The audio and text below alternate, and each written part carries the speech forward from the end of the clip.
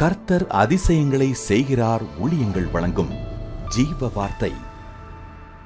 இந்த நாளிலும் கர்த்தருடைய ஊழியக்காரன் உங்களை இயேசுவின் நாமத்தில் வாழ்த்துகிறேன். நீங்கள் ஆசீர்வாதமாக இருப்பீர்கள். இந்த பூமிக்கு உப்பை போல இருப்பீர்கள். இந்த பூமிக்கு வெளிச்சத்தை போல இருப்பீர்கள். ஒரு குள்ளும் இருக்கிற பட்டணத்தை போல நீங்கள் இந்த உலகத்தில் இருப்பீங்க. ஆண்டவர் உங்களை அப்படியே வைப்பார். சொந்து போகாதீங்க. இந்த நாள் நீங்கள் துக்கத்தோடு இருப்பீங்கன்னா உங்கள் துக்கத்தை ஆண்டவர் நிச்சயமாக சந்தோஷமாக மாற்றுவார்.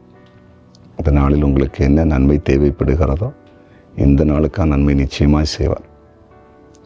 எங்கள் குடும்பத்தில் நடக்காதன்னு எதிர்பார்த்திருந்தால் கண்டிப்பாக அது நடக்கும். கர்த்தர் மகிமைப்படுவார். இந்த நாள் ஜீவத்துக்கான வசனம் சங்கீதம் 27:4. கர்த்தரிடத்தில் ஒன்றை கேட்டேன், அதையே நாடுவேன்.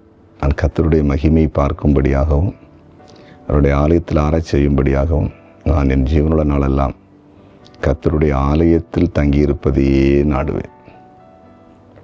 கர்த்தருடைய மகிமை பார்ப்பதற்கும் அவருடைய ஆலயத்தில் ஆராய்ச்சி செய்வதற்கும் ஜீவனுள்ள நாளெல்லாம் கர்த்தருடைய ஆலயத்தில் தங்கியிருப்பதை சங்கீதக்காரர் நாடுவார். ஜீவனுள்ள நாளெல்லாம் கர்த்தருடைய ஆலயத்தில் தங்கியிருப்பதை அவர் விரும்புகிறார்.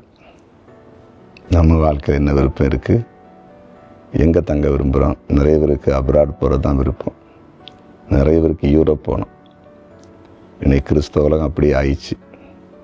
ஆண்டவருக்கு ஆலயத்தில் தங்கணும், ஆண்டுடைய சமூகத்தில் தங்கி இருக்கணும், ஆண்டுடைய பிரசன்னத்தை அனுபவிக்கணும், ஆண்டவர் சொல்லதை கேட்கணும், அவர் என்ன சொல்லார் அதன்படி நடக்கணும். அந்த எண்ணெல்லாம் கிடையாது. இன்னைக்கு அநேகர் உலகத்துக்குள்ளே இருக்கிறாங்க. ஆவிக்குரிய காரியெல்லாம் போச்சு. ஆண்டவர் என்ன சொல்லார் தெரியுமா?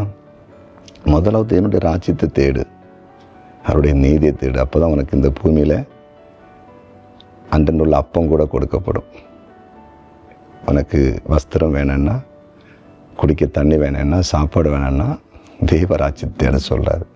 அதுக்கு தேவராஜ்யத்தை தேடணுன்னா அப்போ அதுக்கு மேலே வேணும்னா தேவராஜ்யத்தை தேட வேண்டாமா?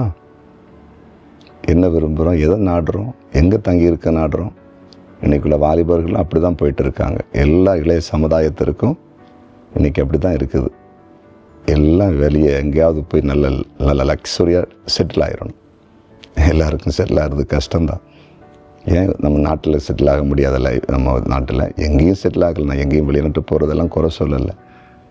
ஆனால் ஆண்டவருடைய பிள்ளைகளுக்கு, ஆவிக்குரியவங்களுக்கு ஆலயத்துக்கு வரமாட்டேனா, ஆலயத்தில் ஆராதனையில் இருக்க மாட்டேனா, ஐயோ இந்த ஆலயத்தை மிஸ் பண்ணுறேனே, இந்த 24 hours ஆலயத்தில் நல்லா இருக்குமே, இந்த எண்ணம் உருவாகணும். அது மேன்மையை கொண்டு வரணும். சரியா? இன்றைக்கி ஒப்பு கொடுங்க. கர்த்தருடைய ஆலயத்தை குறித்த வாஞ்சை இல்லாமல் உலகத்துக்குள்ளே இருக்கிறவங்க உங்கள் சிந்தனை இன்னைக்கு கண்டிப்பாக மாற்றிக்கொள்ளுங்க. பெரிய காரியத்தை பார்ப்பீங்க. ஆராதனைக்கு ஒழுங்காக செல்லாதவங்க இன்றைக்கி அர்ப்பணிங்க. கர்த்தர் பெரிய காரியங்களை செய்வார். ஜெபம் பண்ணுவோமா? ஜெபிக்கலாம். ஆண்டவரே, எங்களுக்கு வேதத்தில் எவ்வளவு சத்தியங்கள் எழுதி கொடுத்துருக்கீங்க. எவ்வளோ பேர் எங்களுக்கு முன்மாதிரியாக வாழ்ந்திருக்காங்க. சங்கீதக்காரன் சொல்லும்போது சொல்லாது, நான் ஜீவனுள்ள நாளெல்லாம் கர்த்தருடைய ஆலயத்தில் தங்கியிருப்பதை நாடுவேன். அது எவ்வளோ பெரிய வாஞ்சியான ஒரு நல்ல காரியம். கர்த்தருடைய ஆலயத்திலிருந்து எங்களுக்கு என்னெல்லாம் நன்மைகள் கிடைக்குதுப்பா. இன்றைக்கி இந்த செய்தியை கேட்குற, இப்போது ஜெபிக்கிற ஒவ்வொருவருடைய மனநிலைகளும் கொஞ்சம் மாற்றம் வரட்டும்.